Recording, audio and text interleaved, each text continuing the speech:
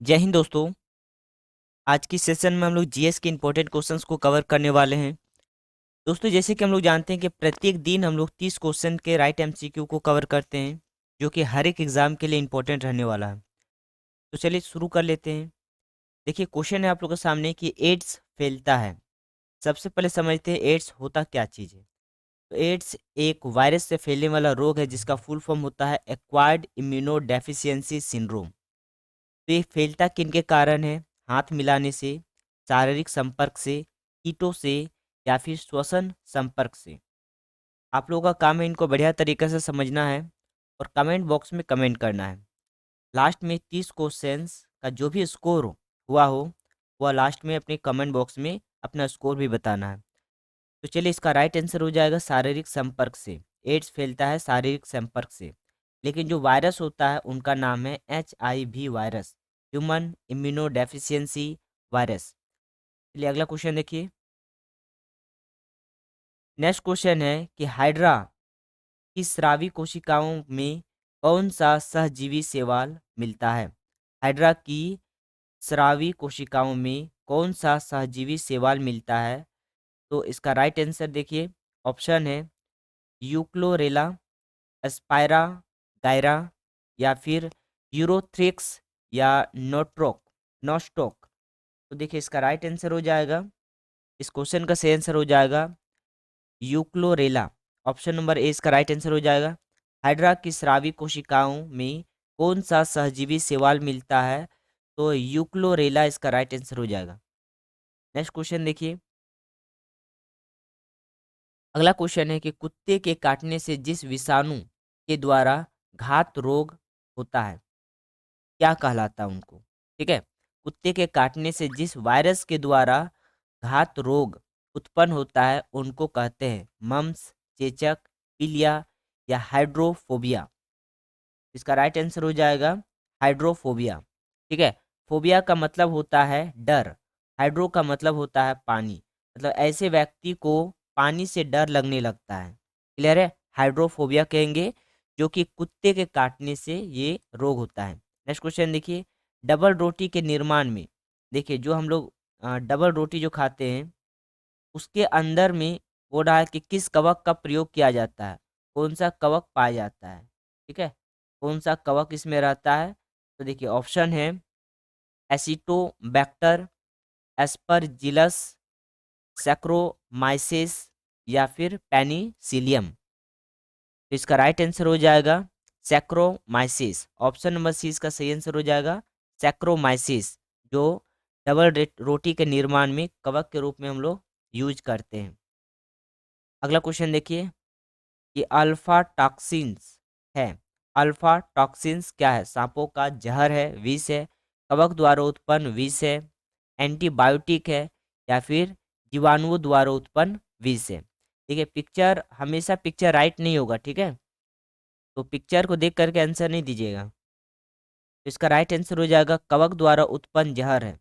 Alpha toxins क्या है? देखिए टॉक्सिन्स का मतलब ही होता है जहर, तो अल्फा टॉक्सिन्स क्या होता है? कवक द्वारा उत्पन्न जहर होता है, विष होता है। अगला क्वेश्चन देखिए। नेक्स्ट क्वेश्चन है कि निम्नलिखित में से कौन सा एक कवक एवं उच्च पादप की जड़ों के बीच उपयोगी क्रियात्मक संबंध को दर्शाता है? एक कवक और उच्च पादपों के जड़ों के बीच क्रियात्मक संबंध को दर्शाता है। ठीक है, देखिए ये आपका कवक है और ये प्लांट्स है, प्लांट्स का रूट है, और इनके बीच में क्रियात्मक संबंध है। तो ये क्या दर्शाता है? पोलेरॉइड, जैव उत्प्रेरक, माइकोराइजा, या फिर जल लाइकेन। इसका राइट आंसर हो जाएगा माइकोराइजा। माइकोराइजा इसका सही आंसर हो जाएगा। अगला क्वेश्चन देखिए। नेक्स्ट क्वेश्चन है कि लाइकेन जिन दो वर्गों के पौधों से मिलकर बनता है वे है। तो लाइकेन किन दो पौधों से मिलकर के बनता है? शैवाल और ब्रायोफाइटा, कवक और फर्न, कवक और शैवाल, जीवाणु और विषाणु। तो देखिए इस क्वेश्चन का राइट आंसर हो जाएगा कवक और शैवाल। ऑप्शन नंबर सी इसका सही आंसर हो जाएगा, कवक और शैवाल से लाइकेन बनता है। अगला क्वेश्चन देखिए कि निम्न में से कौन खाने योग्य कवक है? खाने योग्य कवक इनमें से कौन सा है? पेनिसिलियम, म्यूकर, राइजोपस या फिर एगेरिक्स एग्रिक्स। ठीक है, तो देखिए एग्रिक्स जो है ये खाने लायक कवक है। इसका राइट आंसर हो जाएगा ऑप्शन नंबर डी, एगेरिक्स। अगला क्वेश्चन देखिए कि लाइकेन सूचक होता है। देखिए लाइकेन एक प्रकार का इंडिकेटर है जो कि अम्ल और क्षार के नेचर को दर्शाने में मदद करता है। ठीक है, लाइकेन जो कि जिसके जरिए लिटमस पेपर को बनाया जाता है और वो एक प्रकार से एसिड और बेस के नेचर को दर्शाता है। लिटमस पेपर अगर एसिड हो जाए तो रेड कलर का बन जाता है, और अगर बेस हो जाए तो वो नीला कलर का बन जाता है, ब्लू कलर। तो यहाँ क्वेश्चन है कि लाइकेन सूचक है जल प्रदूषक के, वायु प्रदूषक के, मृदा प्रदूषक के या फिर विकिरण के। इसका राइट आंसर हो जाएगा वायु प्रदूषण। अगर कोई भी एरिया में वायु प्रदूषण बहुत ज़्यादा है तो उस एरिया में लाइकेन नहीं उगेगा। ठीक है, मर जाता है। तो वायु प्रदूषण इसके राइट आंसर हो जाएगा। अगला क्वेश्चन देखिए, गले में लाल सदन रोग उत्पन्न होता है। तो गले में लाल सदन रोग किनके द्वारा उत्पन्न होता है? विषाणुओं के द्वारा, निमेटोड के द्वारा, कवकों के द्वारा या फिर वायरस के द्वारा? विषाणु के द्वारा। इसका राइट आंसर हो जाएगा कवक के द्वारा। ठीक है, फंगल इन्फेक्शन होता है कवक के द्वारा, गर्दन में सदन रोग उत्पन्न होता है। अगला क्वेश्चन देखिए कि पीलिया में दुष्प्रभावित होता है। पीलिया रोग में कौन सा अंगक दुष्प्रभावित होता है? अमाशय, छोटी आंत, यकृत या इनमें से कोई नहीं? तो बताइएगा इस क्वेश्चन का राइट आंसर क्या होगा। देखिए इस क्वेश्चन का राइट आंसर हो जाएगा ऑप्शन नंबर सी, यानी कि यकृत। ठीक है, ऑप्शन नंबर सी यानी कि यकृत। देखिए पीलिया रोग होता किस चीज़ से है, जॉन्डिस होता किस चीज़ से है? तो जो यकृत है इसमें क्लोरूबिन नाम का पिगमेंट, ठीक है, स्रावित होना स्टार्ट हो जाता है, जिनके कारण हमारा पूरा शरीर येलो कलर का हो जाता है। ठीक है, इनको पीलिया रोग के नाम से जाना जाता है। तो ये यकृत के डैमेज होने के कारण ही होता है। नेक्स्ट क्वेश्चन देखिए कि रुधिर में स्वेत रक्त कोशिकाओं की अत्यधिक मात्रा में उपस्थित को रोग विज्ञान की भाषा में कहते हैं। रोग विज्ञान की भाषा में इनको क्या कहा जाता है? श्वेत रक्त कणिकाओं की अत्यधिक मात्रा में उपस्थिति को क्या कहेंगे? एनो एनोक्सिया या फिर सेप्टिसीमिया, एनीमिया या ल्यूकेमिया? तो देखिए इस क्वेश्चन का राइट आंसर हो जाएगा ल्यूकेमिया। जो WBC की मात्रा बहुत ज़्यादा हो जाता है तो ल्यूकेमिया उस प्रकार के रोग को कहा जाता है, ल्यूकेमिया। निम्नलिखित में से कौन सा विटामिन बी कॉम्प्लेक्स समूह से संबंधित नहीं है? ठीक है, बी कॉम्प्लेक्स समूह से संबंधित नहीं है कौन सा विटामिन? तो राइजोफ्लेविन, थायमिन, पायरिडॉक्सिन या रेटिनॉल? तो जैसे कि हम लोग जानते हैं कि रेटिनॉल जो है वो विटामिन ए से संबंधित है।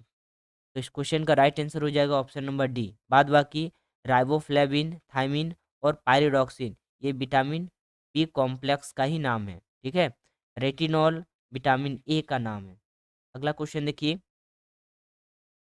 नेक्स्ट क्वेश्चन आप लोगों के सामने है कि निम्नलिखित आनुवांशिक रोगों में कौन यौन संबंधित है? यौन संबंधित रोग इनमें से कौन सा है? हिमोफीलिया, टी सेक्स व्याधि या फिर सिस्टिक फाइब्रोसिस या फिर हाइपरटेंशन? तो बताइएगा इस क्वेश्चन का राइट आंसर क्या होगा। देखिए यौन संबंधी रोग अगर देखा जाए तो हीमोफीलिया है।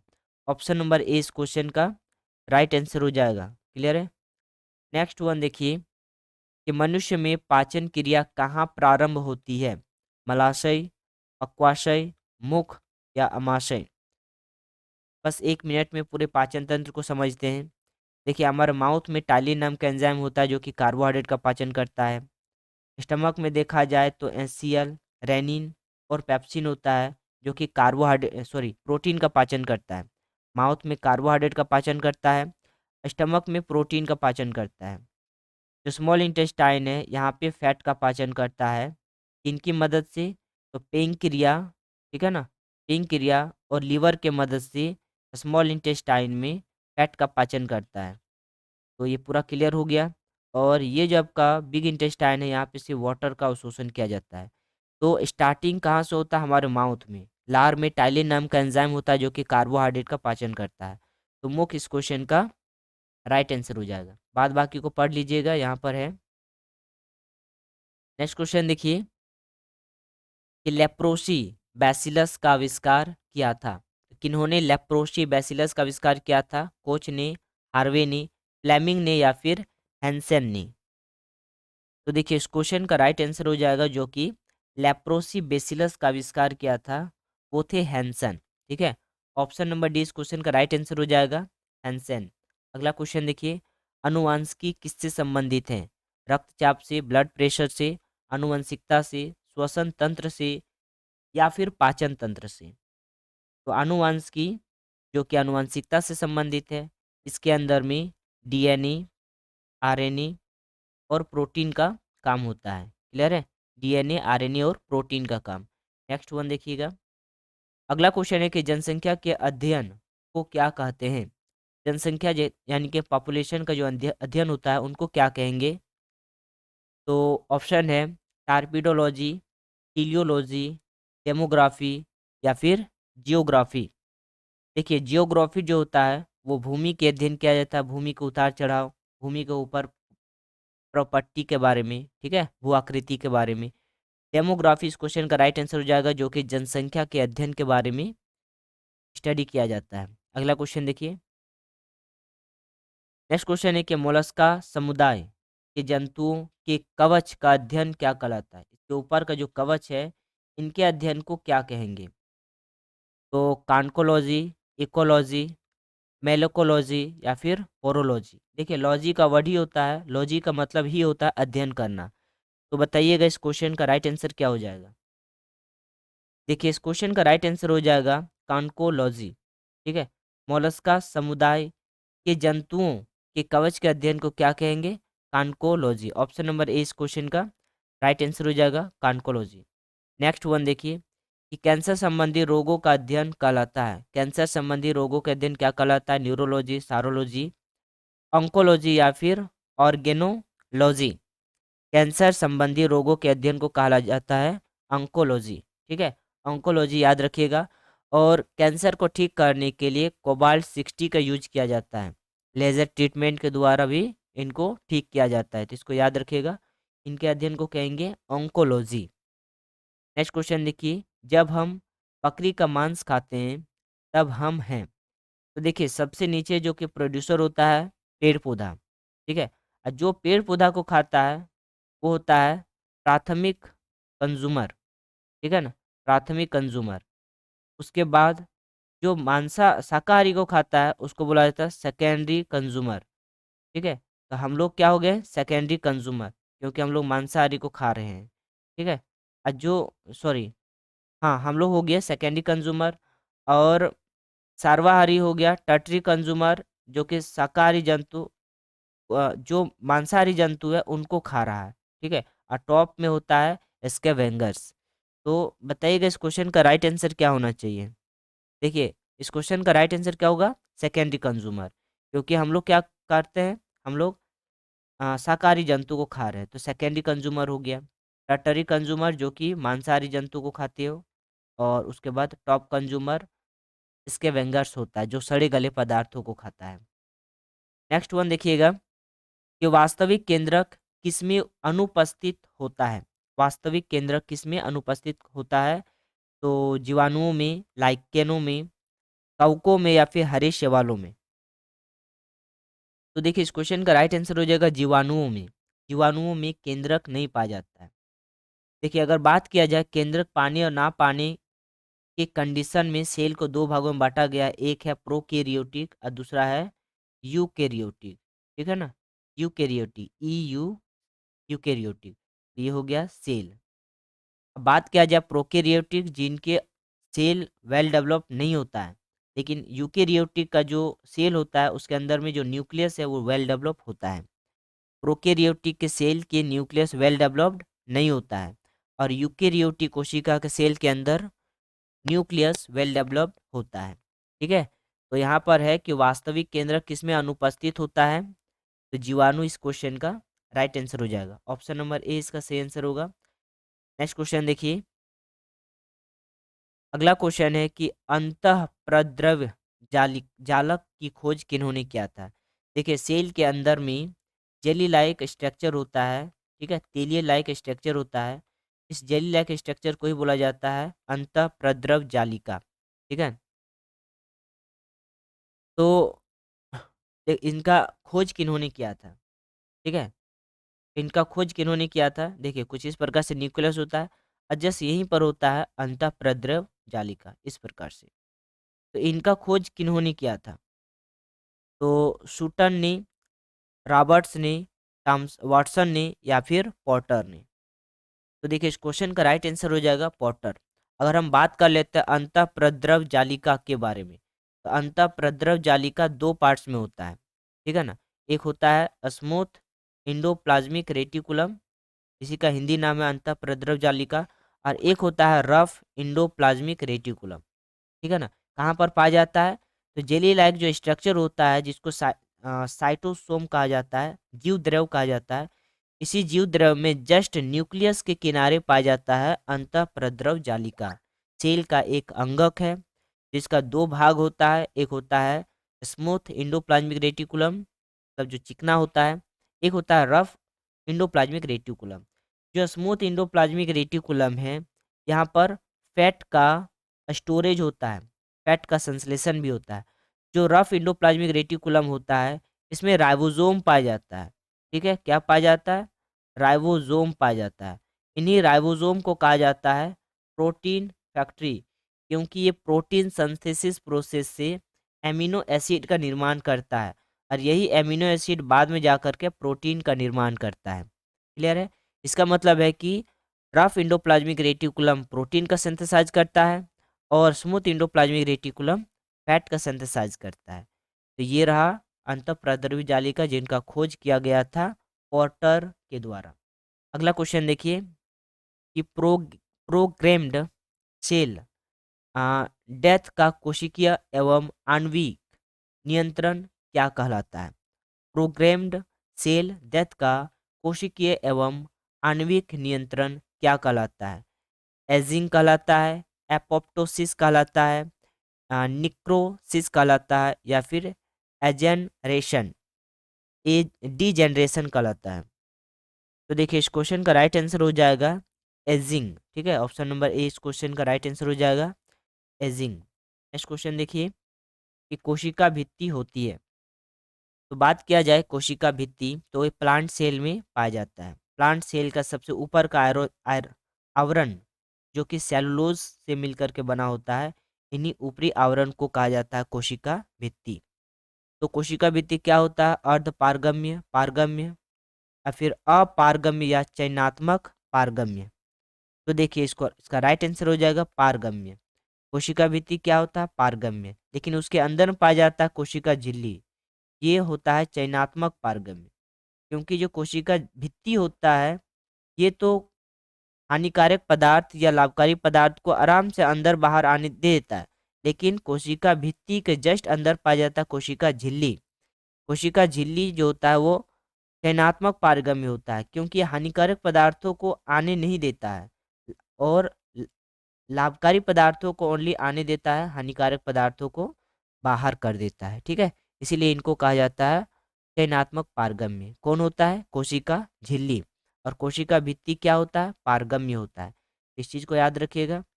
कोशिका भित्ति और कोशिका झिल्ली दोनों पादप कोशिका में पाया जाता है, लेकिन जंतु कोशिका में सिर्फ कोशिका झिल्ली पाया जाता है, ठीक है। सेल मेम्ब्रेन ओनली कोशिका ये जंतु कोशिका में पाया जाता है। अगला क्वेश्चन देखिए, पादप कोशिकाओं का सबसे बाहरी आवरण कहलाता है अंतःप्रद्रवी जालिका, कोशिका झिल्ली, कोशिका भित्ति या फिर टोनोप्लास्ट। तो जस्ट अभी डिस्कस किए थे कि पादप कोशिका का ऊपरी आवरण कोशिका भित्ति होता है, ठीक है। सबसे बाहरी आवरण कोशिका भित्ति होता है और उसके बाद पाया जाता है कोशिका झिल्ली। अगर क्वेश्चन पूछा जाता है कि जंतु कोशिका का सबसे ऊपरी आवरण को क्या कहेंगे, तो उसका राइट आंसर कोशिका झिल्ली हो जाएगा। बट पादप कोशिकाओं का सबसे बाहरी परत को क्या कहेंगे, तो कोशिका भित्ति। याद रखिएगा, भित्ति से पत्ती याद रखिएगा, पत्ती किस में पाया जाता है, पादप में, तो कोशिका भित्ति भी पादप में ही मिलेगा। अगला क्वेश्चन देखिए। नेक्स्ट क्वेश्चन है कि कोशिकाओं को एक निश्चित रूप प्रदान करती है। कौन कोशिकाओं को एक निश्चित रूप प्रदान करती है? केंद्रिका, कोशिका झिल्ली, कोशिका भित्ति या फिर गोल्जिकाएं। तो देखिए इस क्वेश्चन का राइट आंसर हो जाएगा कोशिका भित्ति, जो कि सेल के सबसे ऊपरी आवरण में पाया जाता है। ठीक है, इसको क्या कहेंगे? कोशिका भित्ति। अगला क्वेश्चन देखिए। नेक्स्ट क्वेश्चन है कि वंशागति की इकाई है। वंशागति की इकाई क्या होता है? फिनोटाइप, जीन, जीनोटाइप या फिर इनमें से कोई नहीं।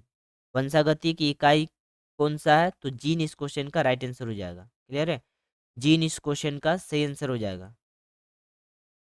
अगला क्वेश्चन देखिए कि जीन शब्द का सर्वप्रथम प्रयोग किसने किया था?